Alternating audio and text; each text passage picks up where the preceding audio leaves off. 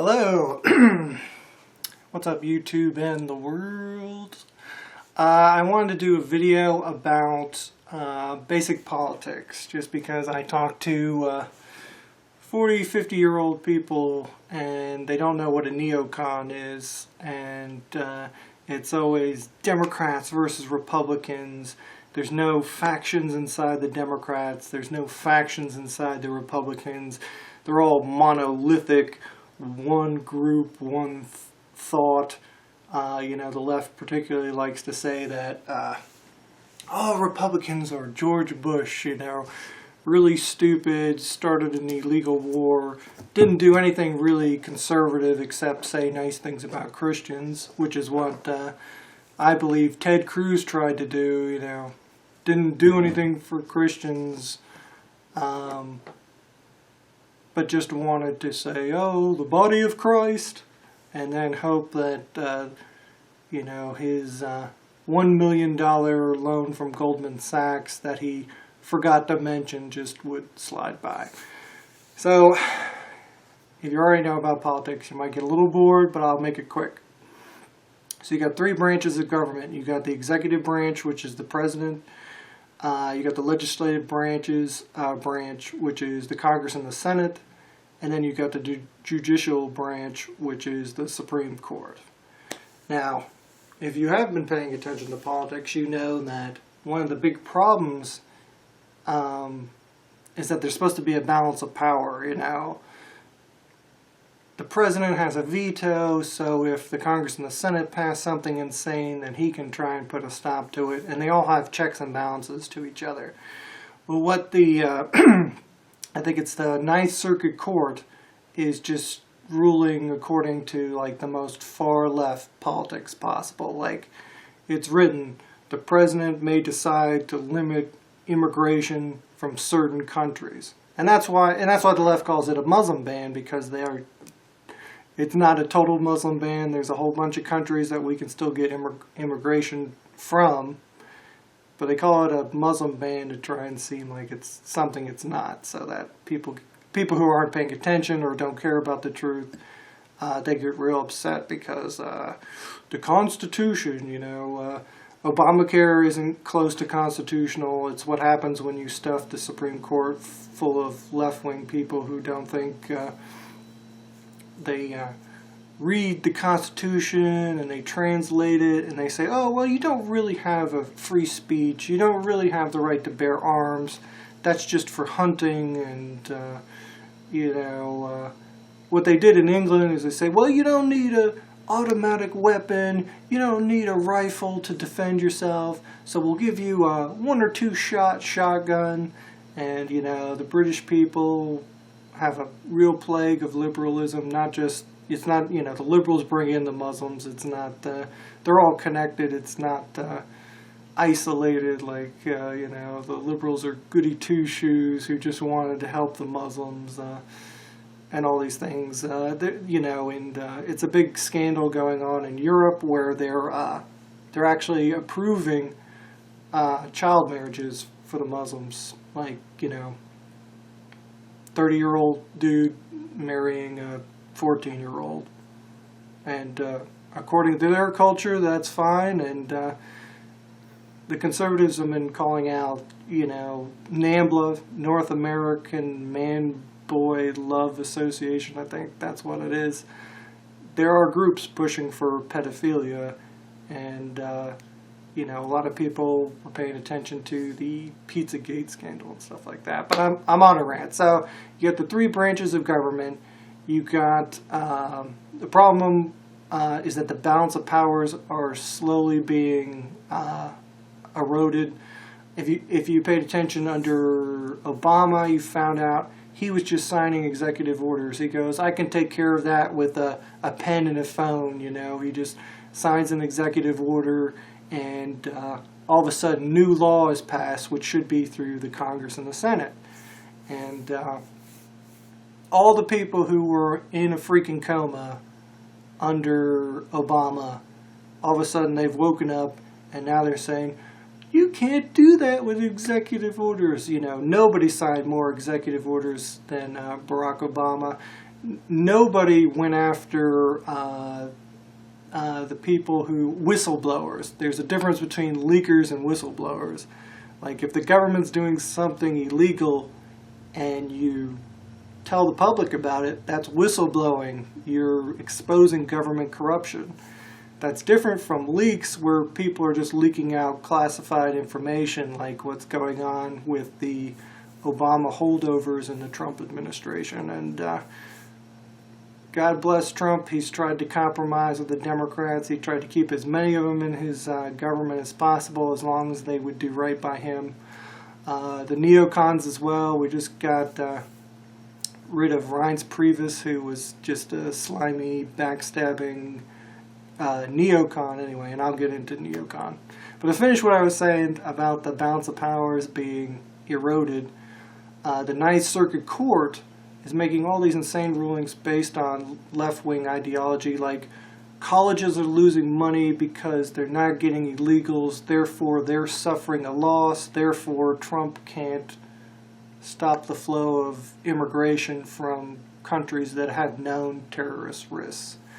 And so the problem with that is in our disgusting law system that doesn't barely work because it's a system written by slimy lawyers to get more fees and to have a code that nobody can understand unless they have a lawyer, and then they get the big fees and stuff like that. But once you have a precedent set, you know, somebody rules one way on a certain topic, all of a sudden that becomes kind of a law because all the lawyers can say, well, the precedent has been set, Roe v. Wade, or, you know, whatever court case it is, they'll say, well, a precedent was set, a judge ruled on this a certain way, and the precedent has been set, so then other people can argue that precedent, and it's really legislating from the bench, and it's become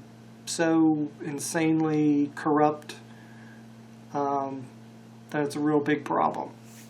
So, the last election was a real eye-opener for people who, you know, there's a lot of people who didn't pay any attention to politics. They're doing real well in their life. They got a job, they got a family, their health isn't that bad. A lot of us, we do have health problems. We do have money problems. We do have limited job choices because remember, there was too many people in the world. People stopped having as many kids, and then they opened the borders up to the third world, the people least likely to succeed in the United States. And I hired a lawyer a while back, and I still get little mail from the office over there, and I talk to liberals, and reason, evidence, proof, experience, none of it is going to convince people on the left. They are pure emotions. They're about repeating something 100 times, whether it's true or not, like the Russian collusion, the Russian collusion. 6 months later after chanting Russia, Russia, Russia, like Marsha, Marsha, Marsha from the Brady Bunch, Jake Tapper on CNN says, oh yeah, well, the election was legitimate. Russia didn't change any votes. There's no proof that Russia hacked the election except for the consensus of intelligence agencies. They first said it was 13 agencies, and then it was, which were these 13 agencies? And then they say, oh no, well, it was only 3 or 4 agencies that came to that consensus. So that is the modern corporate liberal, I don't know. I think it's everybody on the left, except for the most extreme moderate lefties, is that they just lie.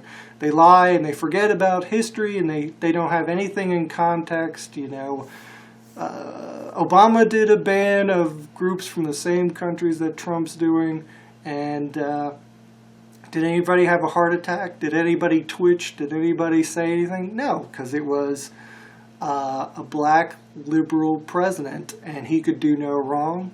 And a lot of us people saw him racking up the debt. The national debt went from $10 trillion to $20 trillion. He doubled the national debt in his 8 years. That's more than any president has ever spent of all the presidents combined. So from George Washington to George Bush, Obama outspent all of them in his 8 years. And so it's tough to take the left seriously when they start getting upset about things because they were in such a coma for 8 years. It's always the Republicans. It's Obama had to spend $10 trillion because George Bush was a bad guy. Totally emotional statements. The economy didn't go up. It was a bunch of part-time jobs. Who bailed out the banks and Wall Street? The people the left hates, the successful people, and they're very corrupt, but the only specific ones of them are corrupt. I talk to people all the time. What's the problem going on in the country? And they say, well, the corporations aren't paying taxes. So all the corporations aren't paying taxes? Yeah, they're not paying their fair share. We live in a rich country. They should pay more taxes. Meanwhile, in reality land, we have the highest corporate tax rate in the world. So we do have certain corporations. Those corporations tend to be very left. So, of course, the left doesn't know who they are or, that they're not paying taxes. Google and Amazon, GE, don't pay taxes. Google's got what's called a double Irish, where even though they sell things in the United States, they claim that the sales are coming out of someplace in South America or off the coast of Cuba. Some tiny island is supposedly where all their sales are coming from, so they don't pay taxes. And Google's been doing all these things where they censor conservative viewpoints. If you disagree with Obama, then you're obviously racist, Nazi, xenophobe, and therefore your YouTube content or your Google stuff has to be hidden from the public. And YouTube is getting along on there too. They got a CEO was saying sometimes men interrupt her, and that's the proof that men are sexist is if they interrupt a woman. Totally batshit crazy lefty land where it's all about emotions and feelings, and there's not enough victimhood to go around, so everybody's got to get their little taste of the victimhood pie. Anyway, so you've got the two main parties, the Democrats and the Republicans. You've got people who are independents, which are kind of, they pick and choose depending on how the election goes or how the build up to the election goes. One of the bigger parts of the independents is the libertarians. I used to have some very libertarian viewpoints, shrinking government. You can't have so much corruption if government is smaller. But the problem is that the vast majority of people, and the vast majority of people are poor. They love a giant government. They love a nanny state that takes care of them. They got the welfare net and all these things. So you can be a libertarian, and it's a little bit like living in kind of like the Christian ideal of everybody should be moral. You treat everybody how they treat you, and turn the other cheek, and all these things that really don't work in the real world. They're great ideals to go towards, if everybody had the same potential and everybody had the same opportunities, you won't see me at the NBA. I'm not tall enough. I'm not good at basketball. Do I cry about, there needs to be affirmative action in the basketball team for me? No, you don't. Anyway, so you got the many factions. You got the independents that are between the Democrats and the Republicans. The libertarians are some of the largest independent group, and I think one of the reasons they haven't formed a third party is because half of libertarians are libertarians.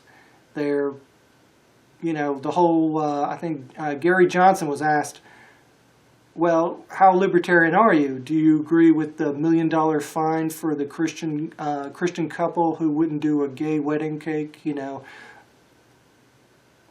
in the Bible, being gay is an abomination. Man shall not sleep with man. You know, it pretty clear cut. You know, they like to say, oh, well, you look at one part of the Bible and it says one thing. You look at one part of the Bible and it'll say another, and they completely cut out the context because they're not trying to understand it or anything like that. So Gary Johnson was asking about the $1 million fine for refusing to bake a gay wedding cake. Now the gay couple in question, they went to like every cake store in like a 100-mile radius. They were looking for the one bakery that wasn't going to make them their gay wedding cake. So, you know, it's all about oppression points. It's all about pushing the left-wing agenda that straights are bad, whites are bad, males are bad. Christians are the worst people on the planet. Islam is the religion of peace. Doesn't matter how many people get slaughtered.